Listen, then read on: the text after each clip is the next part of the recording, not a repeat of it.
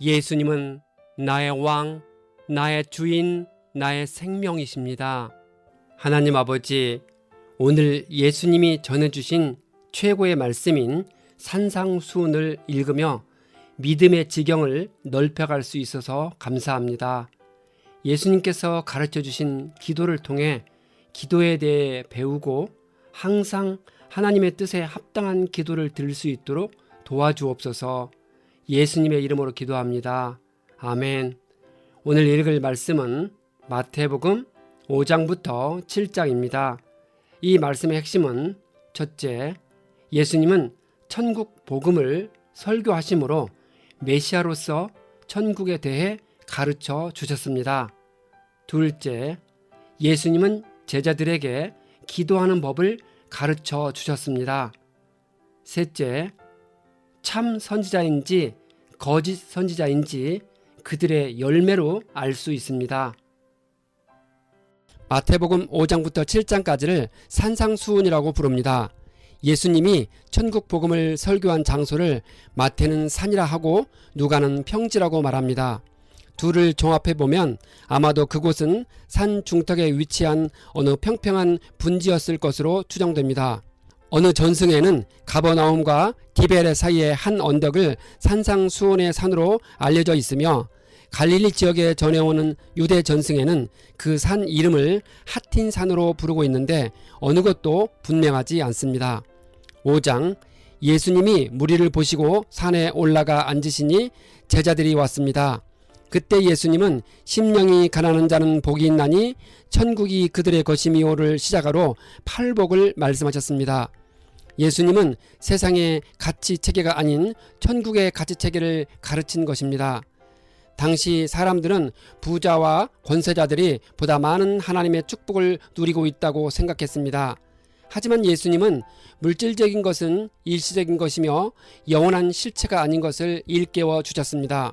대신에 예수님은 이 세상의 물질적인 가치를 떠나 순수한 마음, 온유한 태도, 겸손한 인격, 경건한 신앙, 의로운 삶 등 내적이고 영적인 가치가 천국 시민에게 합당한 진짜 소중한 가치임을 일깨워 주었습니다. 왜 박해를 받으면 우리는 기뻐하고 즐거워해야 할까요? 그것은 그리스도인으로서 우리의 정체성을 확인시켜주고 또한 강화시켜주기 때문입니다. 그리고 비록 박해가 희생의 값을 요구한다 할지라도 나중에 그 이상의 충분한 보상으로 되돌려 받을 것이기 때문입니다. 따라서 박해는 우리로 하여금 장차 천국에서 더 나은 무엇을 기대하게 만드는 것이므로 충분히 기뻐할 만한 것입니다. 박해 자체를 기뻐하는 사람은 단 한 사람도 없을 것이지만 박해 너머에 있는 하나님의 은혜를 생각하며 기뻐하는 것입니다. 스데반이 돌에 맞아 죽어가면서 하늘 보좌 우편에 주님이 서 계시는 것을 보면서 얼굴이 천사처럼 빛난 것과 같은 이치입니다. 예수님은 믿는 자에게 세상의 소금이고 세상의 빛이라고 합니다. 빛이 위에서 아래로 넓게 비춰주는 것처럼 우리의 빛을 사람에게 비추어서 그들이 우리의 착한 행실을 보고 하늘에 계신 우리 아버지께 영광을 돌리게 하라 합니다. 예수님은 율법이나 예언자들의 말을 폐하려 오시지 않고 완성하려 왔다고 합니다. 어떻게 율법이 예수님에 의해 완전하게 성취되었을까요? 죄 없는 삶과 희생적인 죽음으로 예수님은 율법의 문자와 정신을 완전하게 모두 지키셨습니다. 예수님 이외에 하나님의 율법을 완전하게 지킨 자는 없었습니다. 이제 하나님이 우리를 보실 때 우리의 죄 대신에 예수님의 의를 보시고 우리를 의롭다고 여기십니다. 이게 율법의 완성입니다. 주님은 천지가 없어지기 전에는 율법이 1.1획도 없어지지 않고 다 이루어질 것이라 합니다. 그러므로 누구든지 이 계명을 어기는 자는 하늘나라에서 아주 작은 사람이라 여겨질 것이지만 계명을 행하며 가르치는 사람은 하늘나라에서 큰 사람이라고 인정받을 것입니다. 예수님은 그들의 의가 율법 학자들과 바리새파 사람들의 의보다 낫지 않으면 하늘나라에 들어가지 못할 것이라 합니다. 어떻게 우리의 의가 바리새인보다 나을 수 있을까요? 우리 마음속의 영적 상태를 점검받음으로써 가능합니다. 당시 유대 종교 지도자들은 율법의 세세한 부분까지 지키는 자신들의 외적인 노력을 자랑했습니다. 하지만 그것은 인간의 노력일 뿐 영적으로는 가난한 마음이 아니었습니다. 그들은 마음속에 영적인 가난을 외적인 율법주의로 가리고 있었습니다. 하나님이 의롭다고 평가하시는 기준은 외적인 것이 아니라 마음속의 영적인 것입니다. 살인하는 사람은 재판을 받을 것이지만 예수님은 자기 형제나 자매에게 성내는 사람과 형제나 자매에게 얼간이라고 말하는 사람은 누구나 공의회에 불려갈 것이요, 또 바보라고 말하는 사람은 지옥불 속에 던져질 것이라 합니다. 욕하는 것이 그렇게 나쁜 일일까 의문이 생깁니다. 여기서 예수님은 욕 그 자체보다 그 배경인 마음속의 죄를 추적하고 있습니다. 살인은 다른 사람을 해치려는 악의로부터 시작됩니다. 욕하는 것도 이와 똑같이 미움에 기초하고 있고, 미움은 모든 죄의 뿌리가 됩니다. 그래서 예수님은 마음속의 의도를 행동 못지않게 나쁘다고 판단한 것입니다. 예수님은 우리가 제단에 제물을 드리려고 하다가 형제나 자매와 풀어야 할 원한이 생각나면 그 제물을 제단 앞에 놓아두고 형제나 자매와 화해한 후 제물을 드리라고 합니다. 자기를 고소하는 사람과 함께 법정으로 갈 때는 도중에 신속히 화해하라고 합니다. 고소당해 감옥에 가면 모든 것을 해결하기 전에는 거기에서 나오지 못할 것이라 합니다. 예수님은 여자를 보고 음욕을 품는 사람은 이미 마음으로 그 여자를 간음했다고 가르쳐 주십니다. 예수님은 오른 눈이 죄를 짓게 하거든 빼서 내버리라고 가르치십니다. 신체의 한 부분을 잃는 것이 온몸이 지옥에 던져지는 것보다 낫다고 합니다. 예수님은 주제를 강조하기 위해 과장법을 사용하신 것입니다. 예수님은 죄가 아주 치명적인 것이므로 죄를 제거하기 위해 가능한 한 모든 수단을 동원해야 함을 강조하신 것입니다. 예수님은 이혼에 대한 신명기 가르침에 깊이를 더하셔서 음행을 한 경우를 제외하고 아내를 버리는 사람은 그 여자를 간음하게 하는 것이요, 또 버림받은 여자와 결혼하는 사람은 누구든지 간음하는 것이라 합니다. 배우자가 부정을 저지르면 이혼해야 할까요? 이혼의 사유는 될 수 있어도 이혼의 법칙은 될 수 없습니다. 배우자가 부정을 행했을 경우 예수님은 이혼을 허락하셨지만 이혼할 것을 요구하지는 않으셨습니다. 도리어 하나님의 은혜와 용서가 있는 경우에는 모든 상처받은 인간관계에 치유를 가져다 주기 때문에 쉽게 결혼 생활을 끝내는 것보다 어렵겠지만 관계 회복을 통해 결혼 생활을 유지하는 것이 더욱 바람직하다는 의미입니다. 맹세에 대한 가르침에서 예수님은 하늘이나 땅이나 예루살렘이나 머리를 두고 맹세하지 말라 하십니다. 사람은 머리카락 하나도 희게 하거나 검게 할 수 없기 때문입니다. 법정에서 진실을 말하려고 맹세하는 것은 가능합니다. 예수님이 금한 것은 당시 유대 사회에서 흔한 맹세 남용이었습니다. 성경은 진지한 맹세를 금하지 않습니다. 때로는 말의 신실성을 강조하기 위해 맹세하는 것이 적절할 때가 있습니다. 하나님조차도 스스로에 대고 맹세하기도 하셨습니다. 오직 우리는 예와 아니오로만 말하라고 합니다. 예수님은 악한 사람에게 맞서지 말라 하십니다. 누가 오른쪽 뺨을 치면 왼쪽 뺨마저 돌려대라 합니다. 오른손 손등으로 상대방의 오른 뺨을 치는 것은 모멸을 주기 위함입니다. 구약의 동해 보복법을 근거로 보면 상대를 똑같이 치면 됩니다. 그러나 예수님은 악을 악으로 갚지 말고 선으로 악을 이기라고 한 것입니다. 속옷을 가지려는 사람에게 겉옷까지 벗어서 주라 하십니다. 모세의 율법에서 겉옷이 양도 불가능한 소유였지만 예수님은 제자들에게 누가 그들의 속옷을 요구한다면 자신의 만족을 찾지 말고 법적으로는 자신의 소유임이 인정되더라도 기쁘게 그것을 넘겨줘야 한다고 가르칩니다. 누가 그에게 억지로 오리를 가자고 하거든 심리를 같이 가주라고 합니다. 로마 수비대는 안내자나 또는 운반자로서 민간인들에게 동행할 것을 강요하는 권리를 가지고 있었습니다. 강제로 징용을 당하게 되면 무고히 소송을 당한 경우처럼 분노가 생기게 됩니다. 그러나 그런 경우에도 예수님의 제자들이 가져야 할 자세는 앙심을 품거나 복수심에 불타는 것이 아니라 도움을 주는 것이라 합니다. 예수님은 자신의 말씀을 듣는 대부분의 하층민들이 지혜롭게 대응하도록 가르치고 있는 것입니다. 예수님은 그들의 원수를 사랑하고 그들을 박해하는 사람을 위하여 기도하라고 하십니다.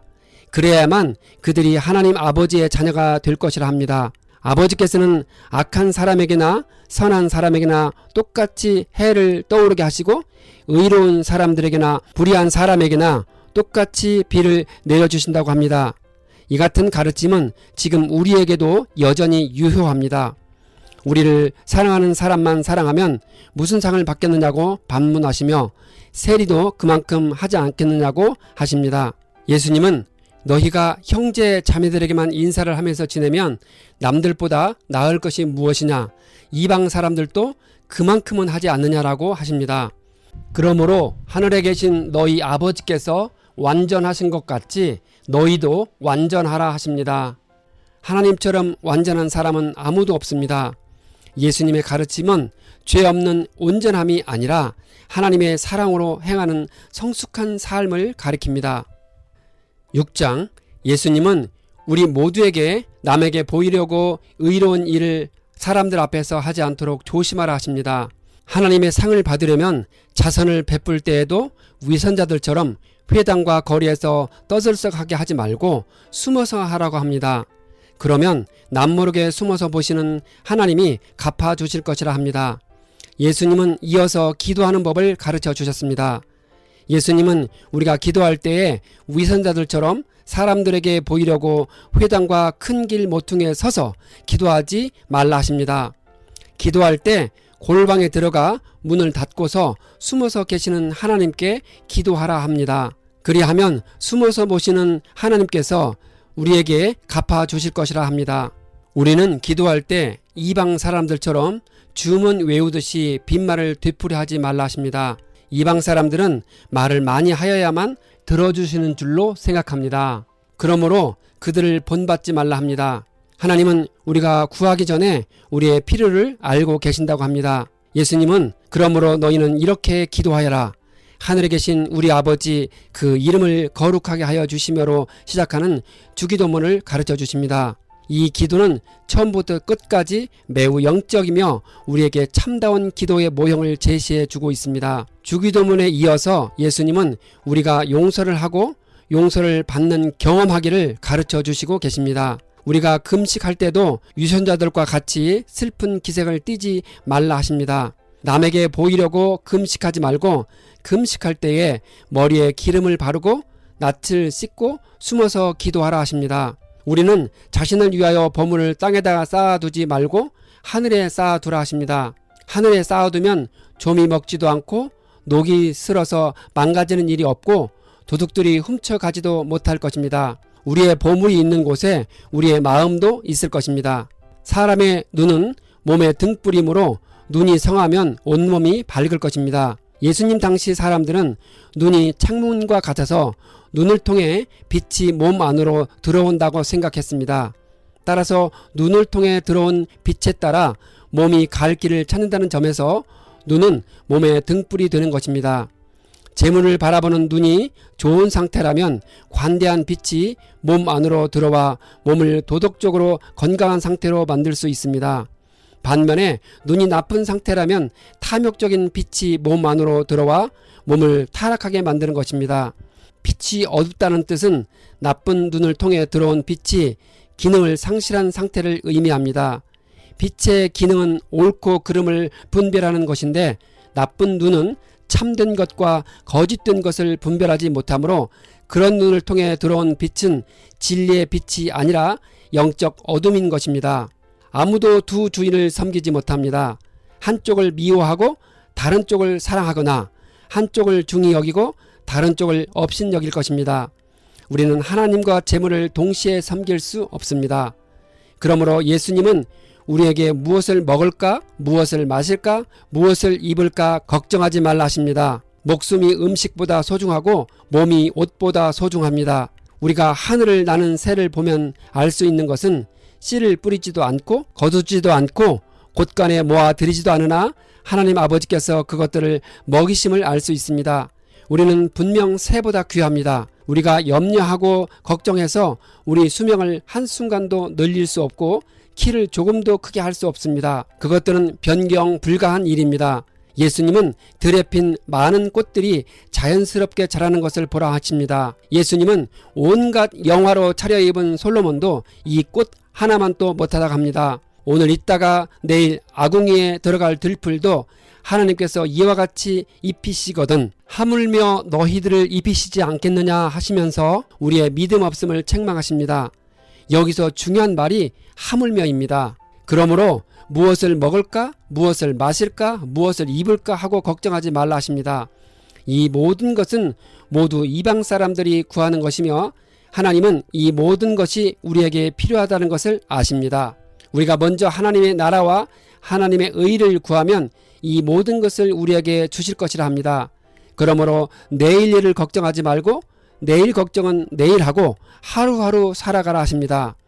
오늘 걱정할 일은 오늘 하고 내일의 일을 미리 가져와서 걱정하지 말라고 하십니다. 7장 예수님은 우리가 심판을 받지 않으려거든 남을 심판하지 말라 하십니다. 우리가 남을 심판하는 그 심판으로 하나님께서 우리를 심판하실 것입니다. 우리가 다른 사람의 옳고 그름에 대한 건전한 판단과 비평은 할 수 있습니다. 우리가 다른 사람을 정죄해서는 안 된다는 의미입니다. 심판과 정죄는 하나님의 몫입니다. 우리는 다른 사람의 티는 보면서 자기 눈에 들보는 보지 못한다고 합니다. 티는 큰 통나무를 썰 때 발생하는 톱밥 속에 생기는 작은 알맹이들을 가리키고 들보는 큰 통나무를 가리킵니다. 티는 크게 드러나지 않는 작은 흠을 가리키고 들보는 큰 허물을 가리킵니다.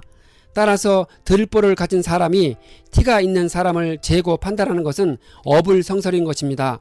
거룩한 것을 개에게 주지 말고 너희의 진주를 돼지 앞에 던지지 말라 하십니다. 거룩한 것과 진주는 하나님의 구원 계획이 담긴 복음을 상징합니다. 그것은 무한히 가치 있는 값진 것입니다. 개와 돼지는 그처럼 가치 있는 것을 알지 못하고 짓밟고 비웃는 자들을 상징합니다. 복음이 누구에게나 열려 있다고 해서 그것이 값싼 것이거나 혹은 함부로 취급당해도 좋다는 뜻은 결코 아닙니다. 구하여라 그리하면 하나님께서 너희에게 주실 것이다. 찾아라 그리하면 너희가 찾을 것이다.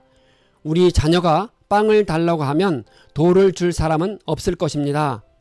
예수님은 너희가 악해도 자녀에게 좋은 것을 줄 줄 알거든 하물며 하늘에 계신 너희 아버지께서 구하는 사람에게 좋은 것을 주지 아니하겠느냐라고 반문하십니다. 여기서도 하물며라는 단어를 써서 강하게 가르쳐주고 계십니다. 그러므로 우리는 무엇이든지 남에게 대접을 받고자 하는 대로 우리도 남을 대접하라 합니다. 이 말은 우리가 하나님의 사랑을 받고 싶은 만큼 하나님을 경외하고 사랑을 해보라는 뜻입니다. 우리를 생명으로 이끄는 문은 너무나도 좁고 그 길이 비좁아서 그것을 찾는 사람이 적습니다. 우리는 양의 탈을 쓰고 우리에게 오는 거짓 예언자를 분별할 수 있어야 합니다. 거짓 선지자에 대한 예수님의 기준은 그들이 겉과 속이 다르다는 것입니다. 따라서 겉모습이 아니라 속에서부터 나오는 그들의 열매인 행위를 통해 분별할 수 있습니다. 우리는 나무의 열매를 보고 그 나무가 어떤 나무인지 알 수 있습니다. 절대로 가시나무에서 포도를 딸 수 없고 엉겅퀴에서 무화과를 딸 수 없습니다. 좋은 나무는 좋은 열매를 맺고 나쁜 나무는 나쁜 열매를 맺습니다. 그러므로 우리는 그 열매를 보고 그 사람들을 분별할 줄 알라 하십니다. 예수님을 주님이라 부른다 해서 하늘에 들어가는 것이 아니라 하나님의 뜻을 행하는 사람이라야 들어갑니다. 어떻게 악인들이 주의 이름으로 권능을 행할 수 있을까요? 두 가지로 생각할 수 있습니다. 첫째, 이들은 거듭나지 못한 사역자로서 주의 이름으로 일하지만 실상은 자신의 이름을 위해 일하는 자들입니다. 하나님은 때로 필요에 따라 이런 사람들을 통해 일하십니다. 둘째, 이들이 행사하는 권능은 하나님에게서 나온 것이 아니라 사탄으로부터 온 것입니다. 공중의 권세 잡은 사탄도 제한된 범위 내에서 이적적인 권능을 행사할 수 있습니다. 많은 사람들이 주님, 주님, 우리가 주님의 이름으로 예언을 하고 주님의 이름으로 귀신을 쫓아내고 또 주님의 이름으로 많은 기적을 행하지 않았습니까? 라고 말할 것입니다. 예수님은 이렇게 말하는 사람들에게 나는 너희를 도무지 알지 못한다. 불법을 행하는 자들아 내게서 물러가라고 합니다. 예수님의 뜻은 주님의 말을 듣고 그대로 행하는 사람은 반석 위에다가 자기 집을 지은 슬기로운 사람과 같다고 합니다. 그가 집을 반석 위에 세웠기 때문에 비가 내리고 홍수가 나고 바람이 불어서 그 집에 들이쳤지만 무너지지 않았습니다. 그러나 주님의 말씀을 듣고도 그대로 행하지 않는 사람은 모래 위에 자기 집을 지은 어리석은 사람과 같다고 할 것입니다. 비가 내리고 홍수가 나고 바람이 불어서 그 집에 들이치니 무너졌습니다. 예수님이 말씀을 마치시니 무리가 그의 가르침에 놀랐습니다. 예수님의 가르침은 율법 학자들과는 달리 권위가 있었기 때문입니다.